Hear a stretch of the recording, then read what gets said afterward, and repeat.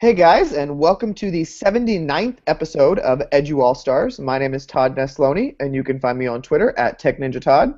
And my name is Chris Kessler. You can find me on Twitter at IamKessler. Happy New Year to everybody. It's 2015. Look forward to a long, prosperous year of interviews with great educators and people making a difference across the education industry. We hope that as you listen to this week's episode, that you tweet out using the hashtag EduAllStars. We love seeing the conversations and hearing about the different things that stick out to you from our guests. This week, we are really excited to get to talk to Stephen Anderson. He's kind of a jack of all trades in education, co-founder of the hashtag EdChat, an avid blogger, speaker, educator, ASCD emerging leader, and also one of the top 50 innovators in education. So thank you, Stephen, for coming on with us today. Well, thank you for having me. I'm glad to be here.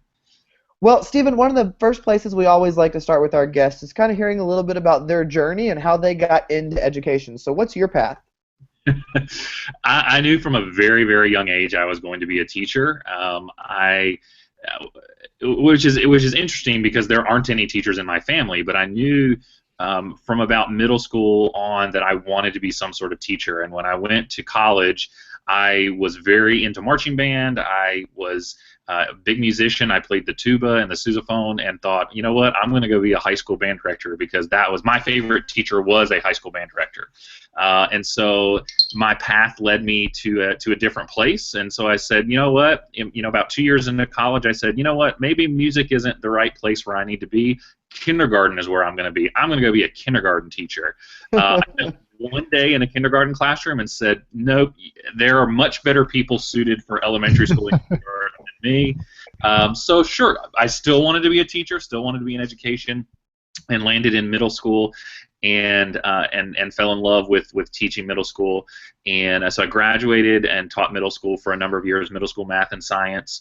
And throughout my journey there, I did some work with technology, and I found that there was a Promethean board in our school that no one was using, and I asked the media person, what is this thing? And she's like, I have no idea. It was here when I got here.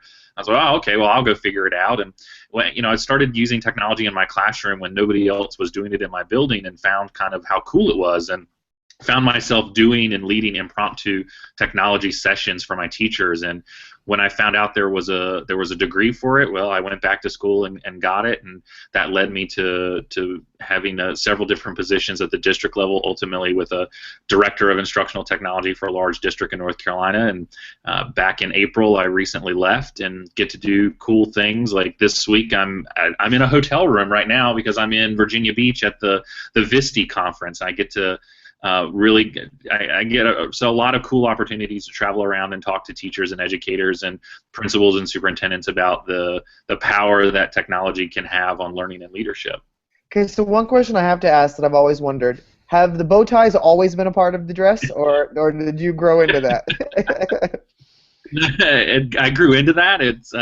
I've always I always like to do things differently. I always like to be different, and so people who know me for a long time know that I used to have crazy socks, and I've got a collection of about 250 socks that are right now are gathering dust because I've given up socks altogether, and all I do is wear crazy Tom shoes now. So because I find they're just really comfortable to present in. So I've got every color under the sun. I've got hand painted that I actually have with me that I'm going to wear while I'm here. But it's just something different. The bow ties are just something different. That's cool.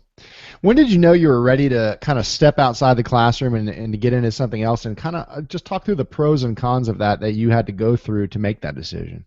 It wasn't easy. I knew that when I found that I could, that my teachers were really responsive to me kind of leading these impromptu sessions after school, that was what led me down that path. And so at that time we had someone who was coming to our school from the district level, and he said, well, you could do this for us at the district. And I said, well, that's kind of cool.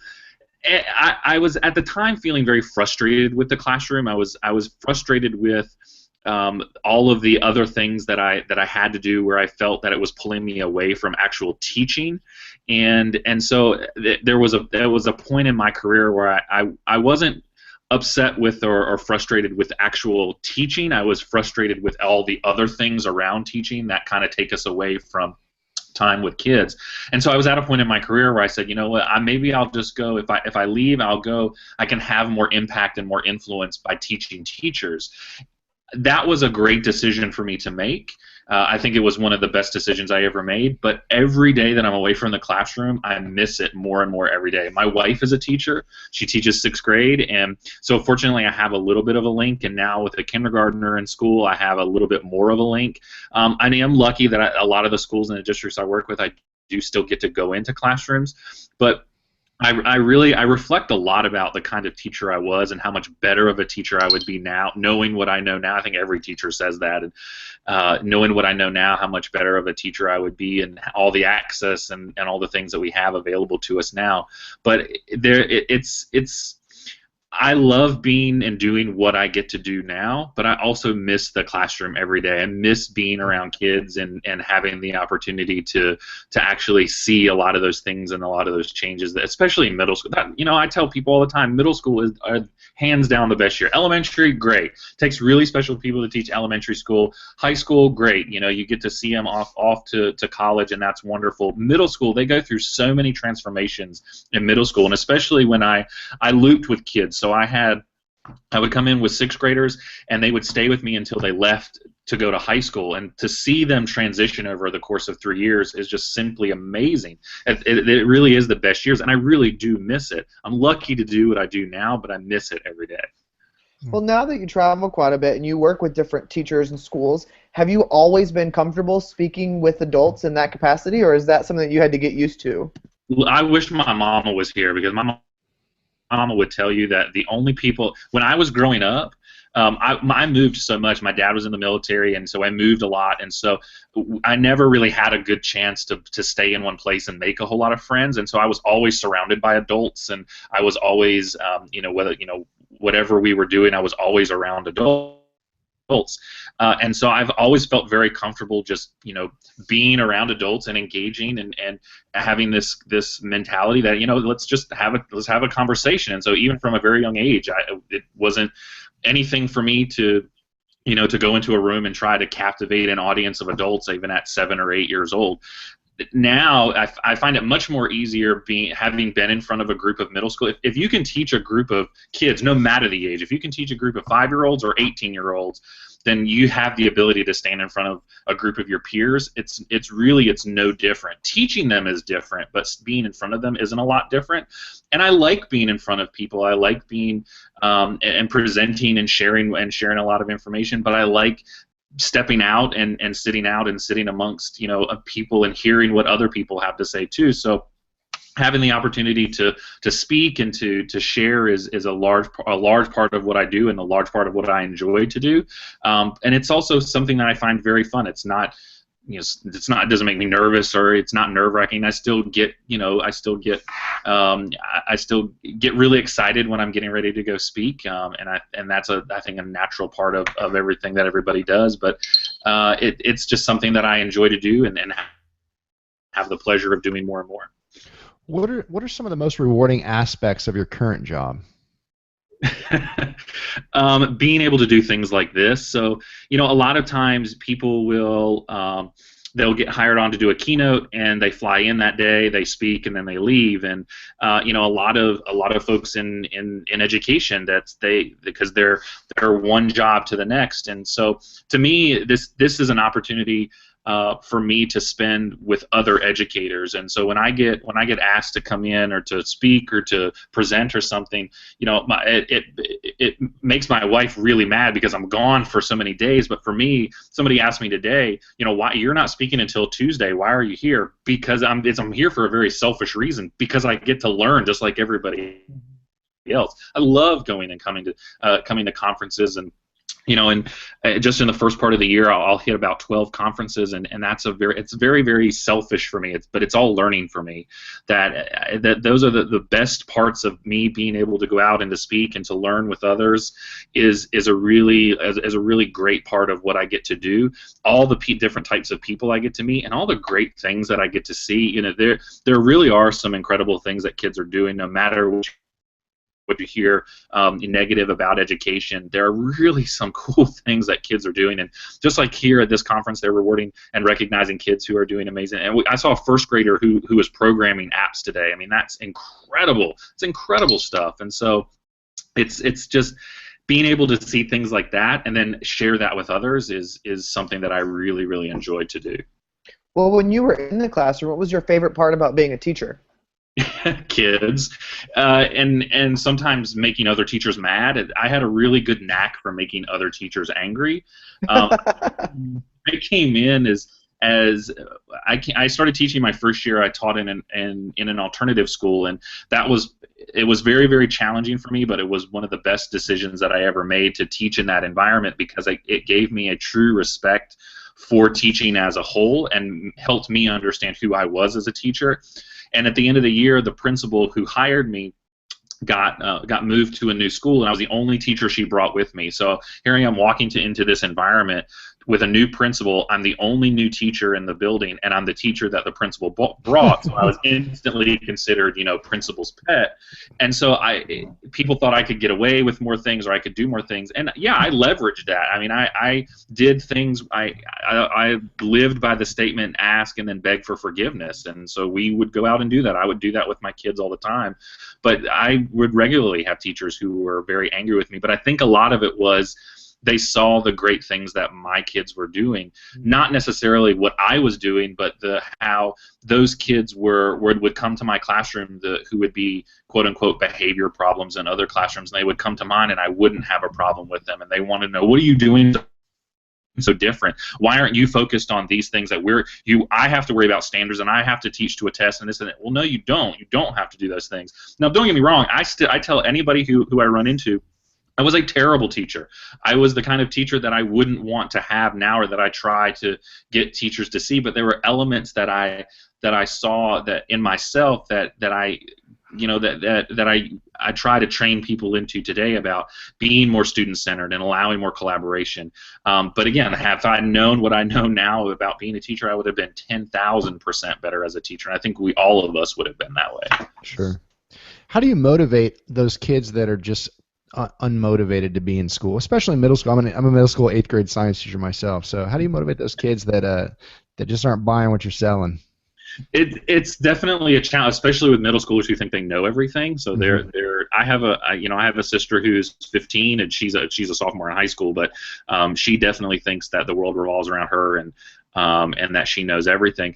It's definitely a challenge, and I think part of it is that school's not designed for kids. A lot of schools aren't designed for kids. They're designed for teachers, and when it's really they should be designed for kids. So when my students came into my classroom, for the most part, they knew that they could decide the path they were going to take for their learning, and so there were times when they got to decide what they were going to do or learn that day, and as we learned how to do that together, and that was different for every group of kids, they more or less would come into my classroom and they would be intrinsically motivated, and we found that we tried to find the things that motivated them. So a lot of my kids were into sports, a lot of my kids were into wanting to play sports, and so I would try to bring that in. Or a lot of my kids were into music, so we would try to bring that in. Or more or less finding out what kids are motivated themselves about. Sure, it's not going. If you ask a kid what they're going to be motivated about, it's not going to be school. That's okay that they're not motivated by school. They're going to be motivated by some other extrinsic factor. Utilize that. The classroom shouldn't be a comfortable place for teachers. It should be a comfortable place for learning for kids. And if your classroom is more comfortable for you, then you're doing it wrong. Your classroom should be a place where kids feel like they can express themselves and where they can be comfortable and where they can find those things that they can latch themselves onto, in addition to what you're trying to teach them. So you can teach. I could teach science through music, or I could teach math through sports, or I could teach language arts through science, or whatever. It was helping. I was understanding who my kids were and understanding each of them had a story and figuring out how can their story impact what they learn and how can I utilize that as a motivator. So can you tell us a little bit about your journey into social media and kind of the foundation of the #EdChat? So I had left the classroom and was working in a very rural district in North Carolina at the time. It was 13 schools, but it was 90 minutes minutes from my office to the school that was furthest away. Is a very, very, very rural community, and I'd started a blog, and that my teachers they wanted to know more regularly. They hadn't had anybody who was focused on technology in the district before. They were soaking it up. They had interactive whiteboards in their classroom. They had all kinds of technology, and they wanted to get as much as they could. Well, I was only one person for 13 schools, so I was trying the best I could through my blog to share with them, but it wasn't fast enough for them. And I had been reading about Twitter, and I had actually been on Twitter before I had started the Web20 Classroom account, and it wasn't. I didn't have a purpose to it. I followed random people. It really didn't work out, and so I deleted it. And I kept reading about how great, small groups of educators were finding that Twitter was. I started an account related to my blog, and I found a list of Twitter using educators who were doing the same job as me, and that was what the hook was. From there, it blossomed, and when I started seeing, people, taking my blog and retweeting it, or taking something that I said and sharing it with someone else, I saw the power that had, and so I started writing about that, and I wrote about how that was affecting me as a professional. I wrote about how that was affecting my district and how that could have influence over my district, and it just blossomed and bloomed from there. And EdChat came about later on in 2009 with Tom Whitby and Shelley Terrell and I, where anybody who knows Tom Whitby knows that he is an instigator, and he is the kind of person who loves to push people's thinking, whether they like it or not. I mean, I call him the typical New Yorker because he is one, for a very good reason. But he is your kind of. He, to me, is the voice of reason in a lot of things, and a lot of people don't like what he has to say, but he pushes buttons. And so he was pushing people's buttons one day, and he was getting bombarded with a lot of questions and comments from a lot of places, and he couldn't keep track of them. And so he and I had a couple of exchanges, and Shelley and I had a couple of exchanges, and so the three of us kind of got together and said, there's got to be a better way to do this. And I said, well, Shelley said, well, let's do a hashtag. And so we landed on we did some searches. There had been people using an EduChat hashtag. Well, let's do an EdChat hashtag, because that's really what we were doing, was just chatting. Let's do EdChat. And I said, well, a lot of the chats, they just dictate what people will talk about that week. I'm all about choice. Let's give them some choice. Let's see what people want to talk about and gauge what people want to talk about. Let's do a poll. Let's come up with 5 responses. People can submit what they want to talk about, and we'll put it out there, and the community will vote. And that's what we've been doing for the past 5 years, and it's grown tremendously from there. It's like several chats. It's award-winning. Twitter tells us it's the most widely used educational hashtag of all educational hashtags, which is really kind of incredible. I make no bones about that. We don't own EdChat. We don't, we're the founders of it, but it doesn't belong to us. It belongs to everybody else who uses it and everybody else who finds value in it. And that's where the joy of just watching people, just watching somebody tweet something on EdChat, on that hashtag, and then see, a couple minutes later, 3 or 4 responses to that person, is just that. To me, that's where the power of it is that it gives people a voice who otherwise, as they're starting out, don't have one. Where if as you're starting out, and it's not about numbers, it's not about followers or following, but if you want an answer to a question and you've only got 10 people who are following you, you put it on that EdChat hashtag, and it reaches hundreds of thousands of other educators, and it instantly amplifies your voice. And that's what hashtags do, all hashtags. And so it really, that's where the power of it is being able to amplify your voice, and that's where I get the true gratification from. What do you think one of the biggest challenges in education is right now? I know that's a loaded question. Yeah, so somebody asked me that today at the conference, and I really think a lot of the problems we have right now stem from leadership. So my buddy Tom Murray says, we have a leadership crisis in education today, and I wholeheartedly agree. And a lot of my work right now has been centered on administrators. I have a book coming out actually on Tuesday, all about administrator professional development and administrator technology professional development.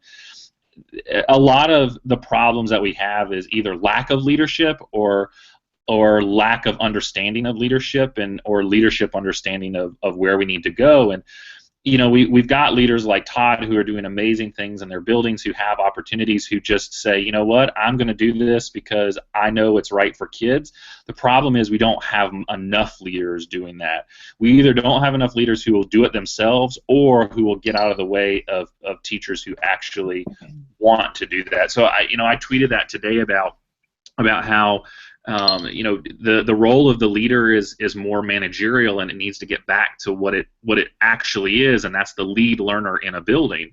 Like Joe Mazza said, when he was in the classroom, when he was a principal, he said, I'm the lead learner for my building, and it's true. The principal is the lead instructional leader for the building, and so if you don't have that mentality, if you have the mentality that all I have today is sit in my office or answer email or deal with parents or deal with discipline, then that's a managerial role, and that your school will not thrive in that environment.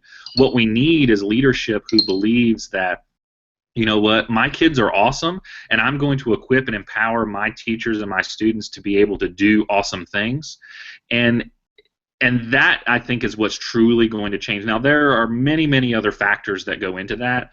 There's over-reliance on data and our fascination with testing and all those things, but I really think it comes down to it really is a leadership crisis. It really is a need for leaders to understand, I know what's best for my kids, and I either need to empower myself as a leader to help my teachers get to that point if my teachers aren't there, or I need to get out of the way because I have teachers who do know that, and empower them to help the other teachers in the building. But that doesn't mean that me as the principal doesn't need to understand what my teachers understand. And one of the things that really burned me up as a director of instructional technology was principals who were responsible for evaluating teachers' instructional and their instructional practice in the classroom. Specifically in North Carolina, we have a specific question about the teacher's effective use of technology, and that's judged by the principal. When I had principals who openly and honestly told me they didn't know how to log in the computer, they didn't know how to check their email, they freaked out whenever we changed email, to me, that burns me up to no end. That's acceptable. And so trying to get principals to see that they also need to be at the same level of understanding as their teachers, not instructionally, but you need to know what effective use is. You need to know what effective use looks like and doesn't. And then how do you coach that teacher? Not only are you responsible for telling that teacher, yes, you know what you're doing is instructionally sound, but if you're not doing that, here's how I can help you be that. Because again, if you're the instructional leader in that building, your role is not just to say yes, you're doing well, or no, you're not. It's yes, you're doing well, or no, you're not. And if you're not, here's how I'm going to help you. And if you are, here's how I'm going to help you grow. And so the only way we're going to, I think, fundamentally change a lot of what is wrong with education today is if we have a major change in how leadership is viewed in schools. Well, I think it's such an important point that you make, that sometimes so many administrators forget that they have to continue their learning as well. Just because you made it to the role of administrator doesn't mean you have it all down and that you can stop learning. I mean, it's just like teachers, we have to be continually learning and bettering ourselves all the time. Well, and it's like when my staff would go out and they would do professional development in a building, not only was it specifically targeted for that building, so they decided as a group and as a building, you know, what did they need, but the principal was also responsible for attending those sessions, and I made a big deal about principals who didn't attend sessions, and so, you know, you as a principal need to be at the same and have an understanding. If my staff was coming in and was teaching all about, you know, active board and active expressions, or how active expressions are used in the course of formative assessment, you don't attend that session, and now you're walking out into the classrooms after I'm gone or after my folks are gone, and you're not, and you're either seeing it and you don't understand what's happening, or you're not seeing it and you want to know why, and you don't have that basic understanding. That's a problem. I can't be there all the time to ensure that teachers are doing it effectively, and honestly, that's the role of the principal. The role of the principal is to look at teachers teaching and to see, is it effective or is it not, and if it's not, how can I help them be better? If it is, how can I help them grow? And so it's really the only way to do that is that continued learning, is that continued professional development. It should be just as much an emphasis for leaders and administrators as it is for teachers. What about one of the biggest things you've learned over the last year? How have you grown? That I've learned a lot about myself and a lot of the reflections that I do. I've learned I wasn't big on reflecting. When I started out as a teacher, I used to think that, especially when I was young and didn't know anything, and I'm still young and don't know much, but when I would do a lesson, and if it would fail, I wouldn't talk about it, or wouldn't share it, or wouldn't try to figure out what went wrong. And what I've learned in the last couple years, especially through my blogging and through my writing and through just the work and the conversations that I do, is that I'm going to fail a lot, and that's okay. That's how I get better. So, take my presentations, for example. So I'll give a presentation and it will be totally terrible, and I will call my wife and she'll say, "Well, how did it go?" And I was like, "It was just utterly awful." Yeah, people will say really kind things, and they'll say it was really great, but I know it was not.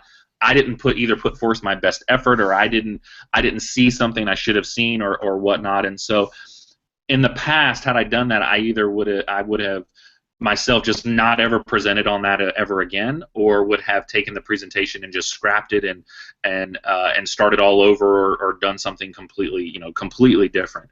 Now I take a lot of opportunity, especially so at the end of conferences, at the end of presentations, at the end of writings, I reflect a lot. I'm usually on an airplane, or I'm in a car, or I'm somewhere where I have the opportunity just to think, and I think a lot about especially presentations. How well in my mind did I think I do? I'll never ever give a perfect one, but did I present that in a logical way? Did I do this in a way that made sense? And so a lot of times I will go back and I'll change things, or I'll do things differently, and I'll work at it. In the past, I wouldn't have done that, and now I have this belief in my mind that it's okay that I did it wrong, because I recognize that I did it wrong, right? And I'm going to change it.